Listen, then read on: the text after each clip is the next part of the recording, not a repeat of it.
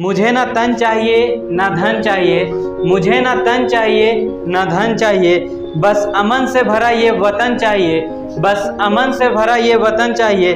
जब तक जिंदा हूँ चुकाऊंगा मिट्टी का कर्ज, जब तक जिंदा हूँ चुकाऊंगा मिट्टी का कर्ज, और मरूँ तो बस तिरंगा कफन चाहिए, और मरूँ तो बस तिरंगा कफन चाहिए।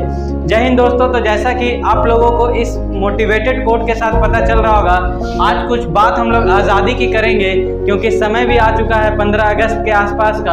और हम लोगों का आज जो मेन टॉपिक है, जो मेन मोटिव है, वो है आज़ादी के पीछे की कहानी। एक्चुअली आज़ादी जो मिला है हम लोगों को, उसके पीछे की क्या क्या कहानी है।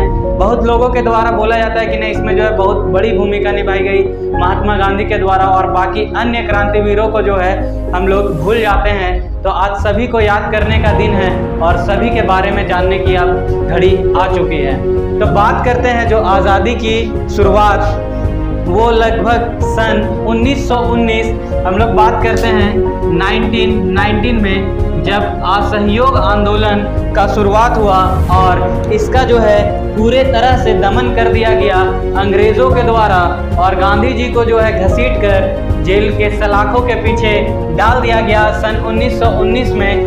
तो इसके बाद जो है लोगों के बीच ये आक्रोश और ये उत्तेजना उत्पन्न हुई कि अब हम लोगों को जो है पूर्ण स्वराज चाहिए, अब हम लोग भी जो है डेमोक्रेटिक होना चाहते हैं, अब हम लोग भी जो है रिपब्लिक होना चाहते हैं। तो बात हम लोग 1919 से ना करके सीधा पहुंचते हैं 1935 में, क्योंकि 1919 से तो ये शुरुआत हो चुकी थी आज़ादी की ललक की, लेकिन इसे पूरा करते करते समय आ चुका था 1947, जो कि लगभग 28 वर्षों का समय होता है।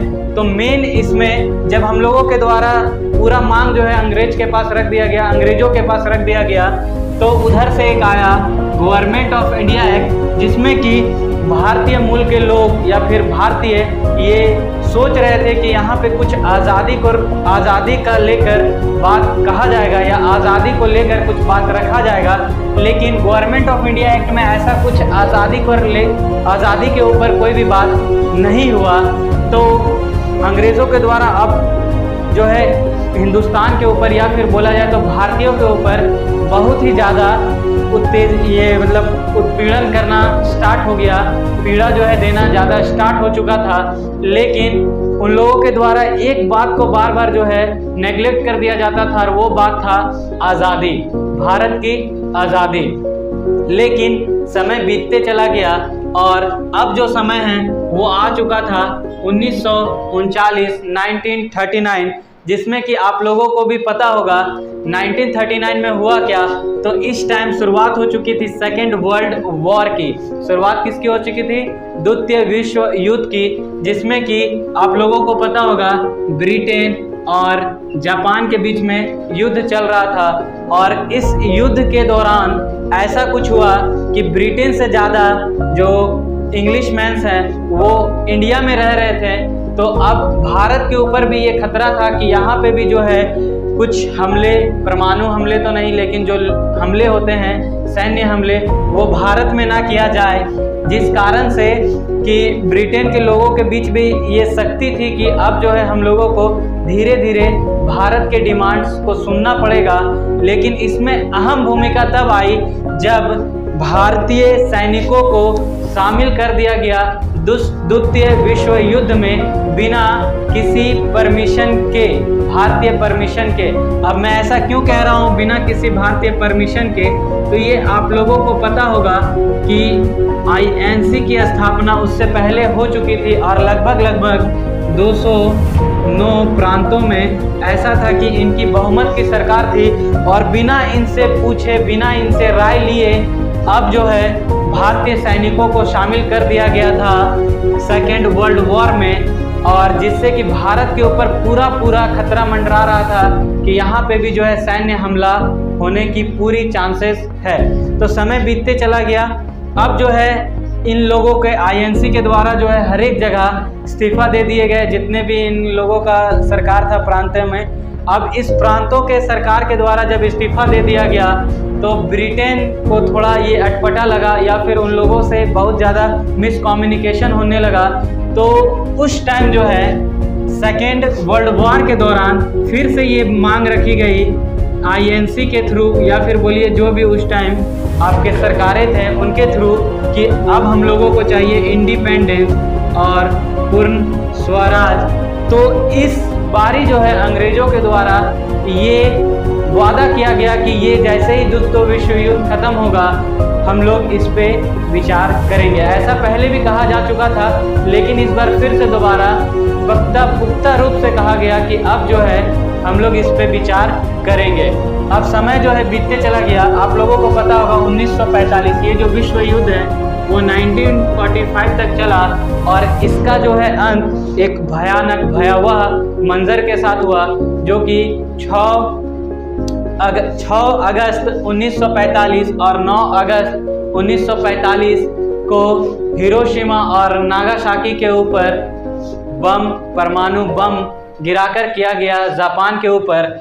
और जब ये सारा मंजर इधर से समाप्त हुआ और इस तरह का भयावह मंजर दोबारा नहीं देखने को मिले किसी भी देश के द्वारा, तो एक महान संस्था का निर्माण हुआ, या फिर बोलिए उसका जो है नींव रखा गया, जिसको हम लोग बोलते हैं UNO, यूनाइटेड नेशन ऑर्गेनाइजेशन। और ये जो UNO है, साथ ही साथ बहुत सारे अन्य देश भारत को आज़ाद करने के ऊपर, और साथ ही साथ ब्रिटेन के द्वारा जितने भी छोटे छोटे देशों के ऊपर कब्जा करके रखा गया था, सभी को आज़ाद करने के ऊपर दबाव बनाया गया ब्रिटेन के ऊपर कि आप जो है आप सभी को आज़ाद करते जाइए धीरे धीरे। और इस युद्ध के दौरान कुछ ऐसा हुआ कि ब्रिटेन जो है उसका इकोनॉमिक बहुत ज़्यादा गिर चुका था, इकोनॉमी बहुत ज़्यादा कमज़ोर हो चुका था। तो अब वो उस काबिल भी नहीं था कि भारत के ऊपर या फिर अन्य देशों के ऊपर जो है वो शासन कर पाए। तो जो डेट आप लोगों को मैं बता रहा हूँ बहुत ही खास डेट है, और ये डेट है 4 जुलाई 1947। इसमें हुआ क्या, ब्रिटेन के मतलब कि वहाँ का जो संसद है वहाँ के प्राइम मिनिस्टर जो कि उस टाइम थे इटली, उनके द्वारा आया independence act, Indian independence act नहीं, ये अभी आया था बिल एक्चुअली में। ये एक्ट के रूप में पारित कर लिया गया आपको 18 जुलाई 1947 को। 18 जुलाई 1947 को ये जो बिल आया था इसको अब एक्ट का जो है रूप दे दिया गया था। और इस एक्ट में कहा गया था कि हम जो है भारत को डेडलाइन दे रहे हैं 30 जून 1948 के भीतर जो है आज़ाद कर देंगे। ऐसा कुछ नहीं कहा गया था कि 15 अगस्त 1947 को ही भारत को पूर्ण आज़ादी दी जाएगी, लेकिन ऐसा कहा गया था कि 30 जून 1948 के भीतर हम भारत को जो है आज़ाद कर देंगे। और इसी के फलस्वरूप है कि 1947 जो कि 15 अगस्त का दिन हम लोगों को मिला आज़ादी के रूप में, और उसे हम लोग जो है सेलिब्रेट करते हैं इंडिपेंडेंस डे के रूप में। तो ऐसा नहीं है कि यहाँ पे पूरा रोल जो है महात्मा गांधी का था। महात्मा गांधी के अलावा बहुत सारे लोग थे, बहुत सारे क्रांतिवीर थे, जिनके द्वारा कि इसमें बहुत बड़ी भूमिका निभाई गई। लेकिन मेन वजह जो मुख्य कारण होता है वो है सेकेंड वर्ल्ड वॉर, जिसके कारण कि अंग्रेज़ों को ये मानना पड़ा, या फिर ये मजबूरी रही उनकी कि अब जो है हमें भारत को आज़ाद करना ही होगा। मतलब ये एक मजबूरी का कारण भी था कि भारत जो है आज़ाद हुआ है। जय हिंद दोस्तों, तो मिलते हैं इसी तरह के फैक्ट्स के लिए नेक्स्ट वीडियो में।